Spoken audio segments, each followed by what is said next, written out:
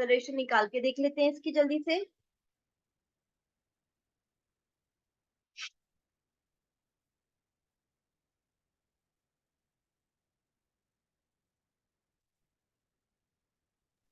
-0.72 minus sorry 0, पहले 0 आएगा क्योंकि फाइनल वेलोसिटी 0 हुई है, ठीक है। -0.72 डिवाइडेड बाय 6। बताइए मुझे आंसर किस में आ रहा है, नेगेटिव में आ रहा है ना। -0.72 डिवाइडेड बाय 6, तो फिर एक्सेलरेशन कहाँ आ रही होगी, इस डायरेक्शन।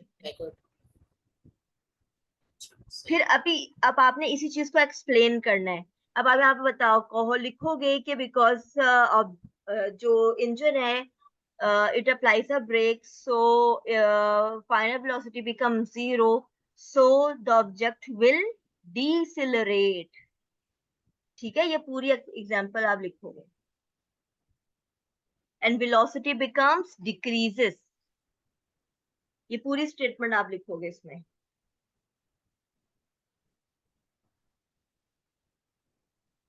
इसमें आगे चलते लिखने हैं। का मतलब ये है कि जी बेटा। जैसे जेट में से जब पानी निकल रहा था, मैं कह रहा कि क्वेश्चन ये है कि जैसे ही जेट में से पानी निकल रहा था, हर 6 सेकंड बाद वो हम्म 7.2 मीटर सेकंड पीछे वेलोसिटी जा रही थी, मतलब पीछे पीछे डिसेलेरेट हो रहा था।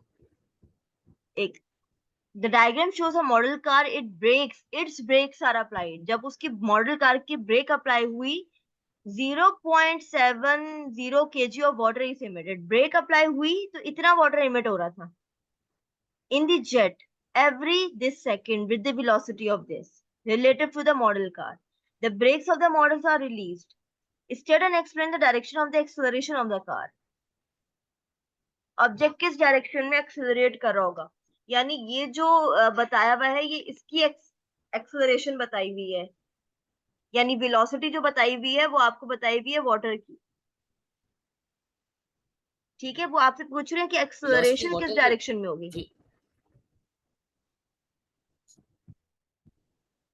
वेलोसिटी वाटर की दी हुई है। नहीं, वेलोसिटी इंजन की नहीं है, वेलोसिटी वो बता रहे हैं वाटर की। The brakes of the model car are released. State and explain the direction of the acceleration. अब आपको बतानी है इस मॉडल कार की एक्सेलरेशन, क्योंकि जो मॉडल कार है ना, वो ब्रेक तो लगी है उससे, तो जिस वेलोसिटी से वो मूव कर रहा था, अब फाइनल वेलोसिटी उसकी हो गई 0। ठीक है, तो जब आपकी फाइनल वेलोसिटी 0 हो गई तो ये आके रुक जाएगी। जब ये रुक जाएगी तो इसका मतलब है कि ये जो पीछे की जो फ्रिक्शन थी वो ज्यादा थी, तो फिर ऑब्जेक्ट की वेलोसिटी कम होगी ना। इसका मतलब है कि वो डिसेलरेट हो रहा है, तो फिर आपने यानी ये वाली डायरेक्शन में डिसेलरेशन दिखानी है, अपोजिट टू द समझ नहीं मोशन। आया। क्लियर है ये बात। नहीं, मैं समझ नहीं आया। जी क्लियर है बेटा। नहीं, मैं समझ नहीं आया मुझे। समझ नहीं आई ये बात, अच्छा। हुआ ये आपके पास, the diagram shows a model fire engine, it brakes are applied. अब गाड़ी आपकी मूव कर रही है और ब्रेक अप्लाई कर दिए, ब्रेक्स अप्लाई हो गई है। इसका मतलब है कि आपके पास जो भी जिस वेलोसिटी से भी आपकी गाड़ी मूव कर रही थी ना, अब वो 0 हो गई है। पहले तेज वेलोसिटी होगी, फिर ब्रेक अप्लाई करने के बाद वॉट एवर जो भी हो वो तेज होगी। जब ब्रेक अप्लाई हो गई तो वेलोसिटी 0 तो हो गई। ठीक है, अब ये जो इंफॉर्मेशन इन्होंने दी हुई है, ये दी हुई है वाटर की। 0.8 kg of water is emitted by the jet every this second of the velocity related to the model car। यानी ये वाली स्टेटमेंट हमारे लिए अननेसेसरी है, तो अभी हमें इस पे नहीं सोचना। The brakes of the model cars are released. State and explain the direction of the acceleration of the model car। अब आपके पास जब वेलोसिटी 0 हो गई, इसका मतलब है पहले वेलोसिटी ज्यादा थी और फिर डिक्रीज होके 0 हो गई ब्रेक अप्लाई करने पर, तो एक्सेलरेशन क्या होगी, जब vf 0 होता है तो यहाँ पे कोई फैक्टर हुआ तो नेगेटिव में एक्सेलरेशन आती है ना, यानी आपकी एक्सेलरेशन डिसेलरेशन है, वेलोसिटी डिक्रीज हो रही है, तो आप यहाँ पे लिखोगे वेलोसिटी डिक्रीजेस और डायरेक्शन आपकी जो वो इस डायरेक्शन में है, क्योंकि आपके पास जब भी वेलोसिटी डिक्रीज हो रही होती है, वो क्यों हो रही होती है, क्योंकि ये वाली फोर्स बढ़ रही है जब ये डिक्रीज हो रही है, ठीक है, because breaks are applied.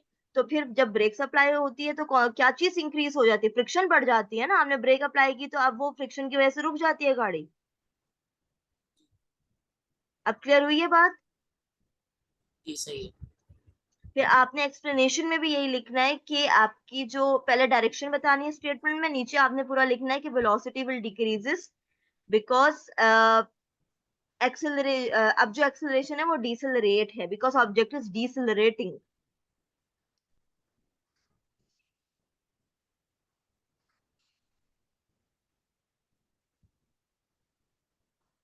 The model car contain a water tank which is initially full. State and explain any change in the magnitude of initial velocity if the brakes are first released when the can is nearly empty. अच्छा,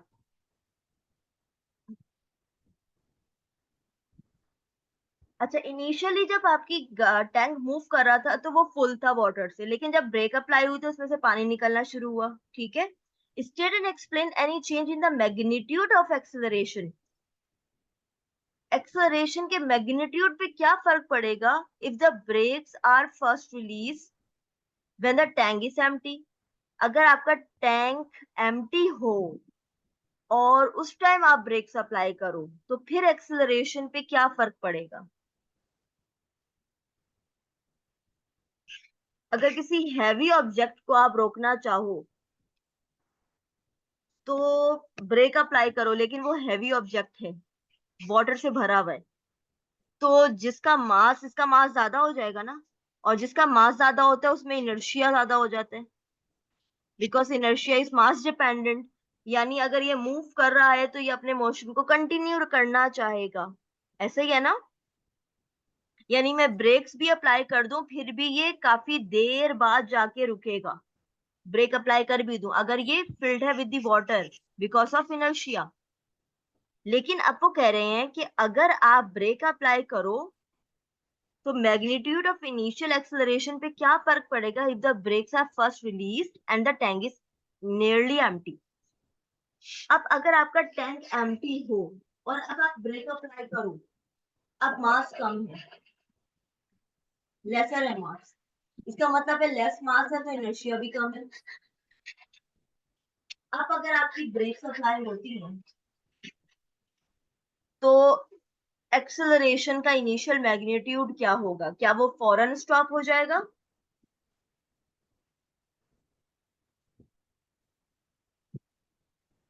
जी,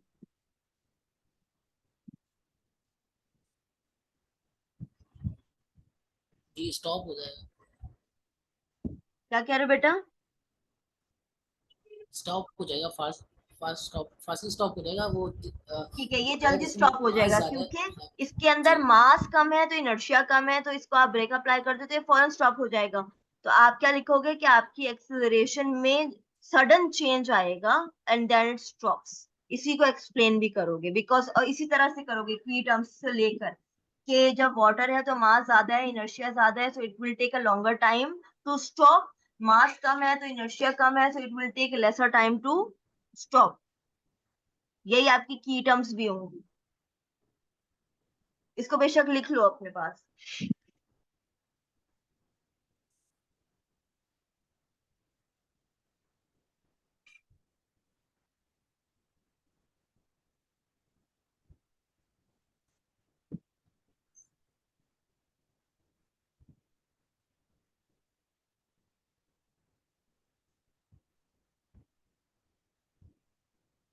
done.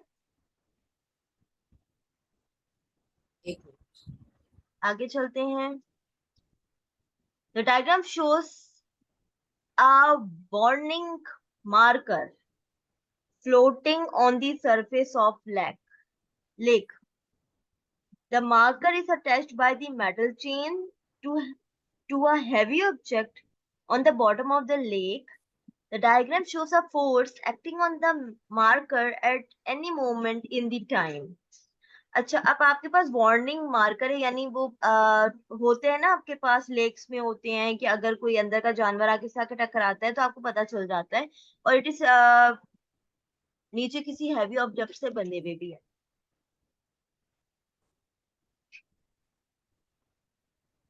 अब ये इन्होंने इन दोनों पर जो आपके पास, क्योंकि string है तो दो तरह की फोर्सेस लग रही हैं। एक तो इस डायग्राम में जो फोर्स एक्ट कर रही है मार्कर पर, यानी ये जो ऊपर की तरफ वार्निंग मार्कर है, इस पे दो फोर्सेस एक्ट कर रही होंगी ना, एक फोर्स इसका वेट और दूसरी फोर्स इसका अपथ्रस्ट। तो ये इन्होंने बनाई हुई है यहाँ पर, ठीक है। नीचे वाली जो फोर्स है, जो वेट है, वो 240 है, और ऊपर का जो अपथ्रस्ट लग रहा है वो ज्यादा लग रहा है, वो 280 लग रहा है। अब देखते हैं, आपको रिजल्टेंट निकालना है और दोनों अपोजिट डायरेक्शन में माइनस कर दोगे। 280 माइनस 240, आपके पास जो भी आंसर आएगा 30 न्यूटन आपने लिख दिया। फिर डायरेक्शन क्या होगी? अपवर्ड डायरेक्शन, क्योंकि अपवर्ड फोर्स इज मोर जब भी ये ऊपर की तरफ फ्लोट कर रहा है। अगर वेट ज्यादा होता तो ये सिंक कर जाता, ठीक है। तो आपने डायरेक्शन भी बता दी। आगे देखते हैं, क्वेश्चन नंबर 15 के बाद हम अपनी क्लास को खत्म करते हैं, फिर कल डिस्कस करेंगे। At a party 3 balloons are filled with the gas less dense than the air। तो ये देख लूं क्वेश्चन इसी से रिलेटेड है या नहीं। ऊपर वाला क्वेश्चन, एक ऊपर वाला क्वेश्चन रह गया लास्ट। क्या कह रहे हो बेटा? 16 से ऊपर वाला, समझ ये आ गई बात? 15, समझ नहीं आया ये ये वाला? 15 वाला रह गया। नहीं ये नहीं, वाला कहता समझ नहीं 15 आया? वाला रह गया, 15 पार्ट। ये 15 कौन वाला सा एक पार्ट पार्ट रह आपने गया? छोड़ दिया। क्वेश्चन नंबर बताइए। नीचे नीचे और पीछे करूं? 15, 15 15। 15। 15, ये रहा 15 ना। ये रहा Our 3 laboratory हुआ। floor has a surface that prevent people from slipping when the floor is wet. Laboratory floor has a surface that prevent people from slipping when the floor is wet. Name the force that prevent the person from slipping। यानी आपने देखा ना, जो पहले tiles आती थी वो बहुत ही स्लिपरी होती थी, और अगर उस पे पानी हो तो बहुत आप यानी वॉशरूम्स की जो टाइल्स होती थी आप उसे फिसल सकते हो। लिबॉर्ट्री में और घरों में भी कोई इसी तरह की टाइल्स लगती हैं, लेकिन अब जो टाइल्स आ रही हैं वो थोड़ी सी रफ सरफेस की आ रही हैं। क्यों? ताकि उस पर पर्सन स्लिप ना कर सके। तो name the force that prevent the person from सही। स्लिपिंग। कौन सी फोर्स होगी? Tension, friction. Friction, friction. बिल्कुल। तो आपने यहाँ पे जस्ट फ्रिक्शन लिखना, आपको पूरे मार्क्स मिल जाएंगे। अच्छा, ये वाला जो क्वेश्चन दिया हुआ है,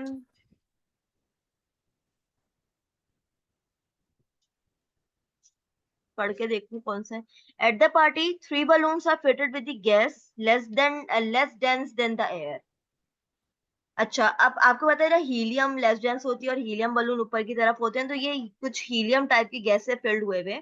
the balloons are tied to an empty drink can, और बलून को ड्रिंक कैन के साथ लगा दिया है। The can float without moving in the air above the table as shown on the figure on the left. The figure on the right represent the vertical forces acting on the can as it flowed in the air। अच्छा, अब ये जो आपको x और Y की forces बताई हुई हैं और डायरेक्शंस दी हुई हैं, ये फोर्सेस लग रही हैं कैन का वेट और फिर ऊपर का इसका एयर ड्रैग जो इस पे लग रहा होगा कैन पर, एयर रेजिस्टेंस। ठीक है। ये वो दी हुई हैं क्योंकि अब वो फ्लोट कर रहे हैं, तो इसका मतलब है कि वो फ्री फॉल वाली कंडीशन में आ गया। ये क्या लिखा है? आई थिंक ये वाला क्वेश्चन है, वो पता नहीं क्या लिखा हुआ है बीच में, समझ ही नहीं आ रहा। ये वाला क्वेश्चन है, सेम वही है। Without moving can the party when tie to the empty drink can in the flow, ठीक है। The figure on the right represents the vertical forces acting on the can as it floats in the air. In terms of the vertical forces acting on the can, explain why the can does not rise or fall।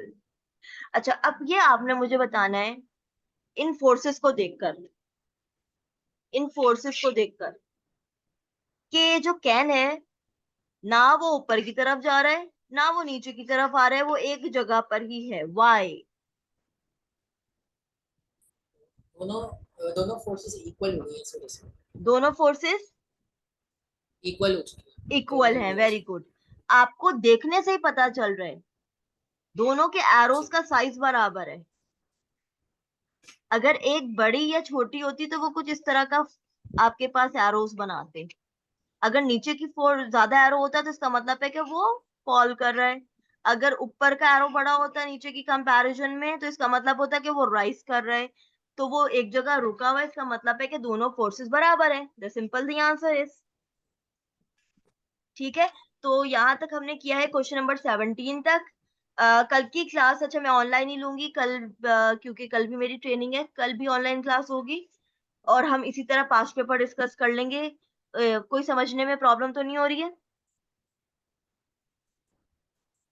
सही। समझ आ रहा है? जी जी। ठीक है। तो आज further हम जो रिमेनिंग क्वेश्चंस है फोर्सेस के वो इसी पर डिस्कस करेंगे। और फिर हम साथ में जिन्होंने मार्किंग स्कीम भी दी हुई है आप यहाँ पे भी चेक कर सकते हो अपने आंसर्स। मैं आपके साथ ये शेयर भी कर दूंगी फिर बाद में। सही। ठीक है। फिर हम हमने रिमेनिंग जो आपका मूवमेंट का रह गया फिर मूवमेंट के क्वेश्चंस भी सॉल्व कर लेंगे। इसके बाद हम जो सही। टॉपिक करेंगे वो डिफॉर्मेशन का करेंगे। सही है। ओके देन, अल्लाह सही। हाफिज।